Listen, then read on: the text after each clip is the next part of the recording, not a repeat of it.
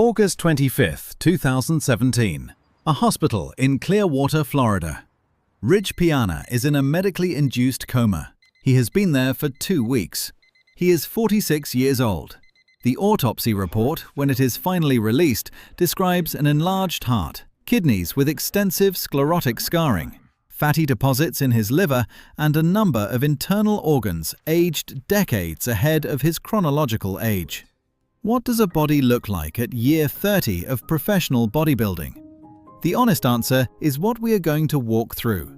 Not the magazine answer, not the supplement company answer, not the federation answer the federation puts on its YouTube channel. The coroner's answer.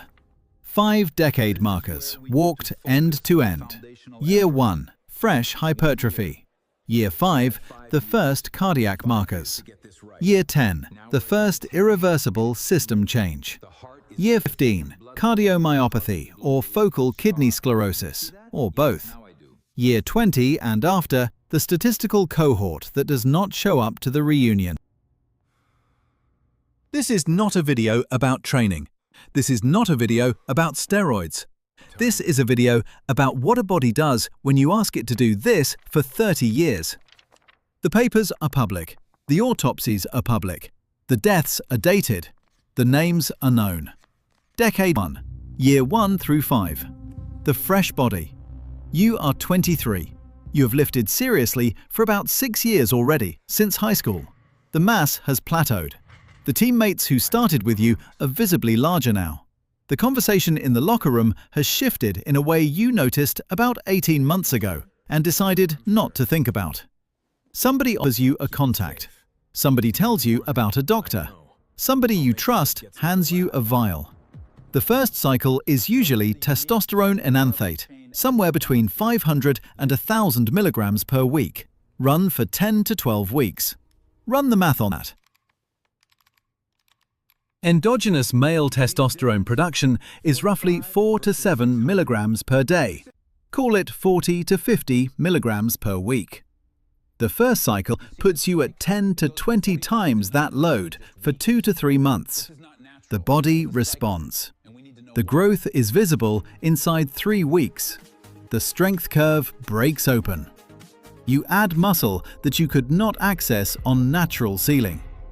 I have spent more time in commercial gyms than I would have predicted 20 years ago. Not as a competitor, as an observer of a culture that runs adjacent to my own. The shift point, the one I started recognizing after the 3rd or 4th time I saw it, is not the first cycle. It is the 3rd year. The 3rd year is when the conversation in the locker room changes.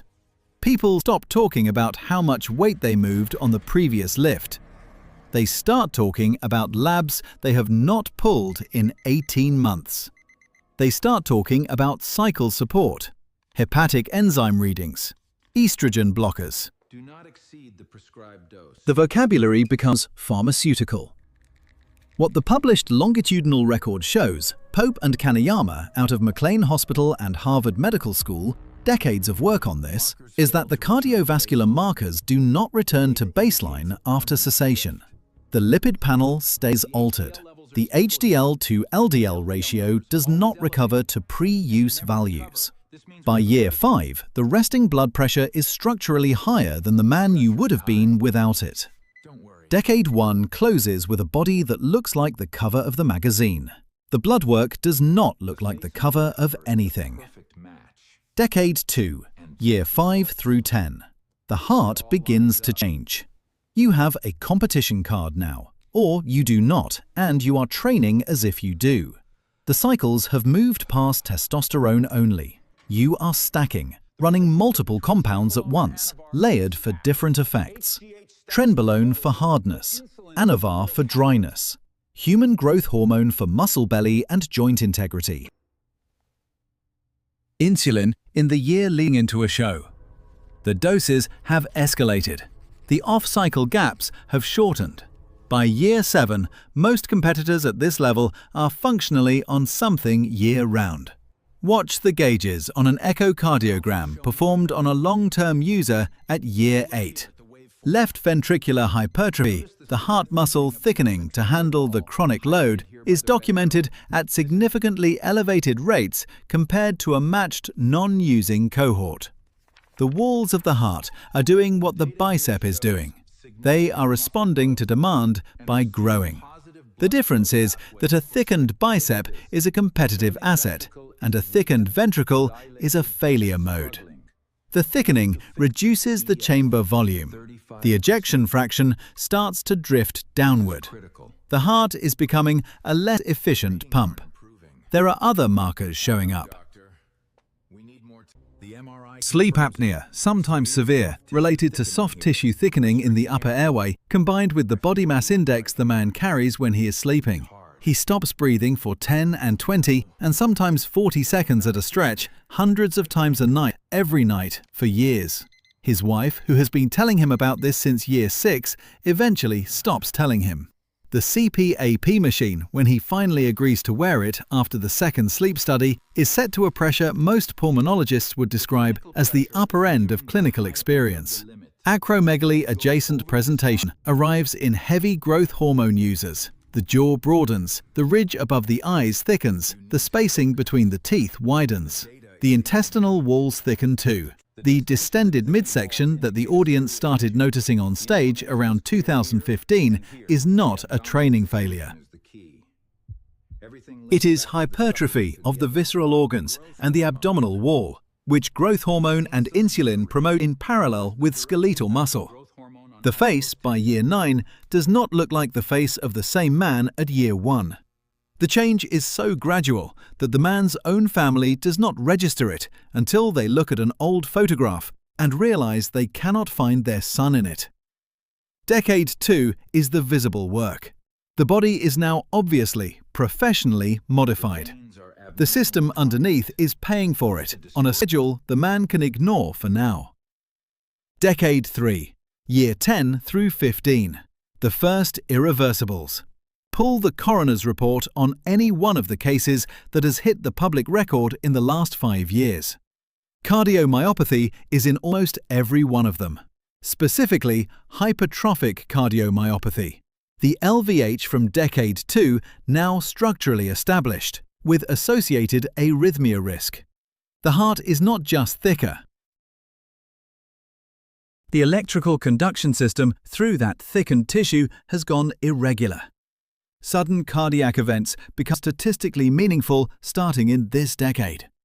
The kidneys, in parallel, are showing focal segmental glomerulosclerosis, FSGS, in case reports going back to at least the early 2000s. The mechanism is straightforward and brutal. Chronic high lean mass demands chronic high protein intake, which loads the glomeruli, the kidney's filtering units, at supraphysiological levels for years. Add to that the direct nephrotoxicity of certain compounds at high dose. The kidneys, like the heart, do not unlearn the scarring. They scar, and the scarring is what they will work with for the rest of the life. The paperwork shows otherwise, meaning the official statements from the Federation and from the supplement industry continue to describe these deaths as cardiac events of unclear etiology. The coroner's reports do not describe them that way. Frati and colleagues, in a case series published in the Journal of Forensic Sciences in 2015, walked through the post-mortem cardiac findings in young men with anabolic androgenic steroid exposure histories. The pattern is consistent enough that unclear etiology stopped being a defensible reading more than a decade ago. The HPTA, hypothalamic pituitary testicular axis, by year 12 is, in many long-term users, no longer producing endogenous testosterone in any meaningful range. The body has been told for over a decade not to make its own. The body has complied. The man is biologically dependent on continued exogenous testosterone simply to maintain a functioning male endocrine profile. The cycle stops being a cycle. It becomes a maintenance dose for the rest of the life. A note on what this video is not. This is not a video saying these men did not know. The longitudinal record, for anyone who has read the published literature back to the Pope and Kaneyama work in the 90s, is fully available. The men in the cases on the next slide knew, or they had access to the people who knew. The decision to continue was a decision made by an adult, inside a culture and an economy that valued the result enough to underwrite the price. What this video is the record of what the price actually was. I have spent enough years around the competitive end of fitness culture to recognize what the literature does and does not capture. And I am one of maybe 3 people on YouTube willing to put numbers on this without selling you a program or a supplement. If that is the work you want more of, the subscribe button does that. There is more coming. Back to the decades. Decade 4, year 15 through 20. The Federation Mortality Cohort. This is the decade in which the names enter the record. Rich Piana died August 28, 2017, age 46, after 2 weeks in a medically induced coma. The coroner's report documents cardiomegaly, enlarged heart, and renal scarring. Cedric McMillan, IFBB Pro, died April 12, 2022, age 44, heart attack on a treadmill during a training session. Sean Roden, 2018 Mr. Olympia winner, died November 6, 2021, age 46, heart attack. George Peterson, IFBB Pro, found dead in his hotel room on October 6, 2021, the day before the Olympia weigh-in, age 37. Cause documented as arrhythmogenic right ventricular cardiomyopathy. Boston Lloyd, age 29, died February 21, 2022, renal failure. Lloyd was unusually public about his own protocols across years of social media. The documentation of what he took, when, and at what dose is in the public record because he placed it there himself. The pattern is not new. Andreas Munzer, Austrian competitor, died March 14, 1996, age 31, multiple organ failure. The autopsy described the liver as a single grey mass, hepatocytes essentially gone. Mike Matarazzo, IFBB Pro, died August 16, 2014, age 47, after heart issues that had been publicly documented for years prior. The first wave of these deaths is now closer to 3 decades old than 2. These are 7 names. There are more. The Decade 4 mortality concentration inside the top tier of competitive bodybuilding is documentable enough that it is no longer a coincidence, and no longer a series of unfortunate cases. It is a pattern. The federations know it. The athletes know it. The audience at home knows it on the level of half knowledge, meaning they have heard the names and they continue to watch the stage. Decade 5, year 20 and after. The surviving cohort. This is the decade that most of the audience does not see, because the bodies that made it past Decade 4 are largely off the stage now. They are in their 50s. Some of them are still publicly visible. Ronnie Coleman, 8-time Mr. Olympia, has documented in multiple interviews across the last decade his sequence of spinal surgeries, the cumulative result of competitive deadlifting at supra-physiological loads, multiple cervical and lumbar procedures. He moves now with a cane, sometimes a walker. He has been candid about this on camera. The career did what the career was going to do. Phil Heath, 7-time Mr. Olympia in his early 40s at retirement, has been more guarded publicly. But the observable shift in physique since his last competition is what the audience expected. The held mass, off-cycle, will not stay where it was on-cycle. The face shape softens, the waist returns, the shoulders narrow. This is not collapse. This is the body trying to return to a homeostatic set point that the trade spent 15 years overriding, and that, in a man approaching 50, has to be renegotiated on terms the kidneys and the heart will agree to. In my read of it, and I have spent the last several years on the medical literature, the coroner archives, the Federation career window data, The part the audience does not register about decade 5 is the fascial damage, the asymmetry. Years of training at extreme lean mass with extreme load distribution leave fascial scarring across the body that does not resolve. The fascia, the connective tissue sheath around muscle, is not addressed by training cessation. The asymmetry compounds with age into structural, skeletal, and postural deviations that show up as shoulder elevation, hip drift, gait change. The men who survive decade 4 often do so visibly disabled, in ways that do not require a medical professional to identify. The trade does not have a return policy.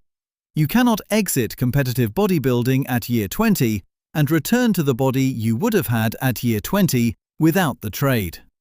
The body you have at year 20 is the body the trade made. The decades in front of you are the decades that body will give you. Year 1. A 23-year-old in a commercial gym in a small American city, on his first cycle, posting a flexed bicep to a feed nobody is reading yet. The vial in the gym bag cost $40. Year 15. The same man, age 38, in a cardiologist's office, getting the echocardiogram that documents the ventricular wall thickness. The Federation card in his wallet has expired twice. The supplement contract that paid most of his rent for 3 years is not renewing. He has not made a payment on his health insurance premium in 4 months. Year 30. The same man, age 53. Or the same man at age 46 in a hospital in Clearwater. Or the same man at age 44 on a treadmill. Or the same man at age 37 in a hotel room before a weigh-in. The body cashed the chit. The papers are public.